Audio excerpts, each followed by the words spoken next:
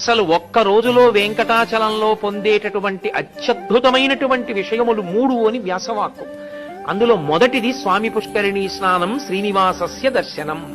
స్వామి పుష్కరిణీ స్నానం చెయ్యడం, వెంకటేశ్వర స్వామి దర్శనం చెయ్యడం.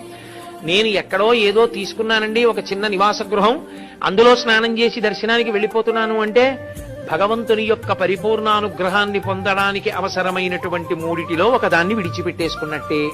కాబట్టి ఒక రోజులో ఈ 3 జరిగేటట్టుగా చక్కగా ప్రణాళికా నిర్మాణం చేసుకోవాలి యాత్రకు వెళ్ళినప్పుడు. కాబట్టి మొట్టమొదటిది స్వామి పుష్కరిణి.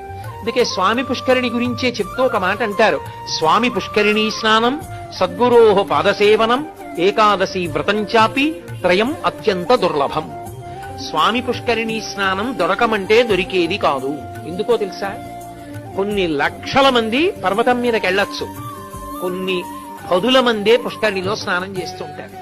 ఏమండి మరి ఇంత గొప్పది కదా పుష్కరిణి, ఎక్కడ చూసినా అలా సూచన చేశారే పుష్కరిణి స్నానం చెయ్యండి అని. ఆఖరికి ప్రసాదం కవర్ వెనకాతల కూడా ముద్రణ చేశారే, మరి ఎందుకండి స్వామి పుష్కరిణిలో అంతమంది స్నానం చేయరు, అన్ని లక్షల మంది ఎందుకు వెళ్ళరు స్నానానికంటే ఒక్కటే కారణం, అంత గొప్ప ఫలితాన్ని వీడికి కట్టబెట్టేయచ్చా అన్నది చూస్తాడు పరమేశ్వరుడు.